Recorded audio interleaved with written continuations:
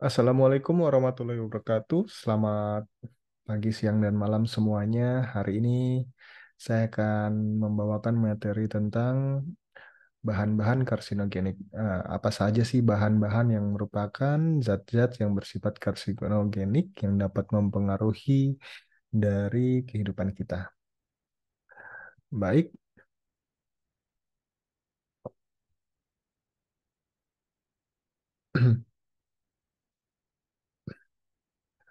seperti yang teman-teman harus ketahui, kalau zat-zat karsinogenik itu adalah zat-zat yang dapat berpotensi untuk menimbulkan terjadinya kanker pada diri kita, yaitu pada manusia.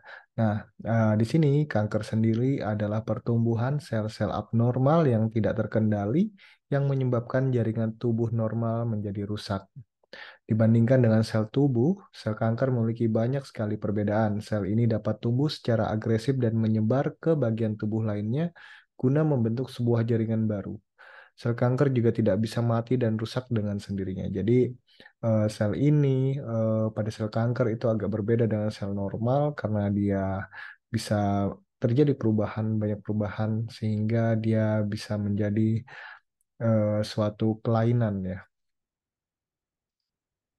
Nah, sebagian besar kanker itu disebabkan oleh faktor ekstrinsik, yaitu semua hal zat-zat yang bersifat karsinogen, baik itu dari lingkungan, bisa kimia, radiasi, dan virus, dan juga dapat mengubah kondisi kesehatan seseorang, misalnya ketidakseimbangan hormonal, kekurangan zat tertentu dalam makanan.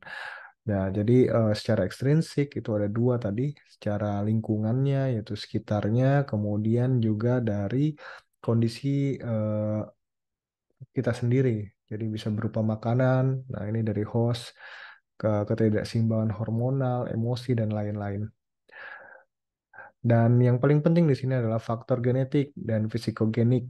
Nah, di sini memiliki peran untuk menentukan kemungkinan seseorang menderita kanker. Karena secara gen, kalau misalnya ternyata di dalam gen kita ada kanker, gen kanker, itu kemungkinan besar bisa terjadi kanker. Jadi makanya biasanya kalau misalnya kita sering cross-check atau pertanyakan kepada pasien, apakah dari keluarga ada riwayat mengalami kanker, terutama keluarga dekat. Nah, bisa ibu atau ayah, itu ada kemungkinan kita memiliki gennya, dia memiliki gennya ya.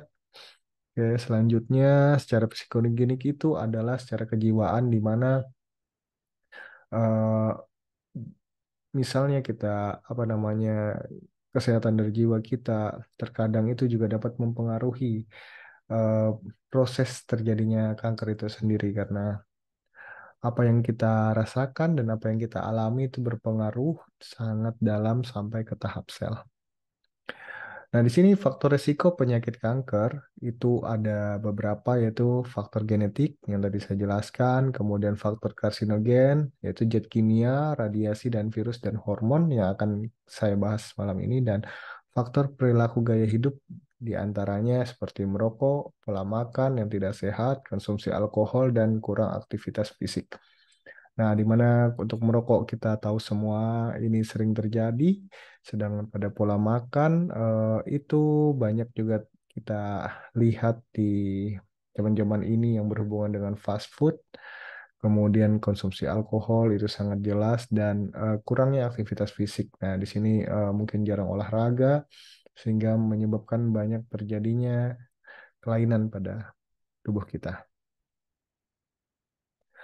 Nah, yang kita bahas hari ini adalah zat-zatnya. Yang pertama adalah karsinogen kimia. Bahan kimia yang terdapat dalam lingkungan manusia yang bersifat lama, misalnya benzoviren, sudah terdapat dalam atmosfer dalam kadar rendah sejak dari dulu ada di manusia ya, ada di dekat kita. Bahan kimia yang baru yang karsinogen dihasilkan terus-menerus dan kadarnya semakin meningkat sebagai akibat perkembangan industri. Jadi apa namanya kalau misalnya kita lihat itu biasanya orang-orang di daerah dekat industri karena polusinya dan lain-lain itu banyak mengakibatkan beberapa penyakit. Nah, sama halnya seperti itu di mana jika Zat-zat yang terkandung dalam polusi tersebut bersifat karsinogenik, itu dapat memengaruhi sel tubuh kita. Nah, ini salah satunya yang ada benzofiren, yaitu poliklik aromatik hidrokarbon yang terdapat pada rokok. Jadi pada rokok dan juga asap mobil itu dapat menyebabkan kanker ya. Pada rokok itu yang lebih jelas kanker orofaring karena dia di permukaan atau dekat dengan mulut kita. Biasanya di esofagus, laring, kandung kemih, ginjal dan pankreas itu secara sistemiknya. Nah, benzofiren juga terbentuk bila daging yang dipanggang dengan arang, diasap atau digoreng dengan minyak yang sudah dipakai berkali-kali. Jadi kita tidak boleh menggunakan minyak berkali-kali dan menggunakan pemanggang. Itu juga dengan arang harus hati-hati karena asapnya tadi yang dapat menempel pada dagingnya dan kita konsumsi. Sehingga itu tadi yang bisa menyebabkan terjadinya kanker secara sistemik, baik di ginjal, pankreas, dan lain-lain. Selanjutnya adalah aromatik amin. Contohnya seperti butter yellow, napilamin, nah, dan benzidin. Sini cukup jelas ya, karena zat ini dapat menyebabkan kanker. Nah, biasanya ini terdapat pada pekerja industri cat warna seperti cat dan lain-lain, di mana di sini dia mengenai kandung kemihnya dan menyebabkan kanker kandung kemih. Ini terjadi karena terpapar terus-menerus, jadi tidak hanya satu atau dua kali, tapi sudah bertahun-tahun dan itu akhirnya terjadi perubahan secara sel yang awalnya sel normal menjadi kanker, sel kanker. Selanjutnya adalah nitrosamin, di mana terbentuk dari nitrit dengan sejumlah amin. Nah, ini sebenarnya zat kimia ini sangat alami dan berada dalam sayur-sayuran, ikan, dan daging. Nah, kemudian ini dapat menyebabkan berbagai macam kanker, hati, ginjal, paru, esofagus, urinaria, dan lain-lain. Nah, ini zat karsinogen yang paling dekat dengan kita ya, karena dia juga ada di dekat makanan kita, baik secara itu daging dan sayur-sayuran. Kemudian ada vinyl chloride atau yang kita lebih kenal PVC. Nah, ini dapat menyebabkan kanker hati, kanker paru, otak, darah, dan limfa. Jadi jika terpapar terus-menerus biasanya itu pada apa namanya pekerja sering terpapar terus-menerus ini dapat menyebabkan kanker. Kemudian selain zat kimia tadi ada juga faktor-faktor karsinogen yang bersifat contohnya seperti radiasi, di mana jelas kita ketahui kalau misalnya radiasi sangat berdampak sekali sampai sel tubuh kita. Nah, di sini ada dua macam radiasi, yaitu ada sinar X dan sinar ultraviolet. Sinar X berasal dari misalnya tambang, uranium, kosmik, alat diagnostik, penyakit, bom atom, dan sampah radioaktif. Sedangkan sinar ultraviolet berasal dari matahari. Nah, di sini kita sering dengar kalau misalnya orang yang sering berjemur, contohnya seperti pekerja yang sering langsung kontak dengan matahari, biasanya terjadi kanker pada daerah mulut dan wajahnya. Nah, seperti itu misalnya. Kemudian ada juga eh, untuk radiasi sinar X ya, contohnya itu misalnya ronsen. Nah, ronsen ini jika dilakukan secara terus-menerus dan tidak dikendalikan waktunya, itu juga berbahaya bagi tubuh kita dan dapat menyebabkan kanker. Nah, ini sinar X tadi, di mana dia dapat menyebabkan leukemia dan tumor ganas padat. Biasanya 2 sampai 5 tahun untuk leukemia, sedangkan pada tumor ganas umumnya 5 sampai 10 tahun. Ini cukup jelas di mana sinar X itu sekali dilakukan ronsen itu terjadi di sana radiasi yang luar biasa dalam ruangan tersebut, di mana dia akhirnya menyerang sel di tubuh kita dan itu menyebabkan terjadinya perubahan sel. Namun sekali lagi saya bilang kalau misalnya hal ini terjadi karena dilakukan terus-menerus dan akhirnya terjadi perubahan. Jadi tidak satu dua kali dan terjadilah kanker, tidak. Dan kemudian sinar UV. Nah, di sini sinar UV cukup jelas karena kita sering sekali kontak dengan sinar UV, di mana biasanya kulit pelaut dan petani. Nah, ini yang sering banyak ya. Jadi pada sel karsinoma sel basal, sel squamosa atau melanoma malignum. Kemudian selanjutnya virus. Di sini sebenarnya ada beberapa penelitian yang masih belum begitu yakin kalau misalnya virus dapat berhubungan langsung dengan kanker. Nah, tapi di sini ada contohnya yaitu EBV, di mana di sini diduga dia adalah virus yang dapat meningkatkan terjadinya reaksi karsinogen atau perubahan cepat pada sel tubuh kita. Dan juga virus papiloma.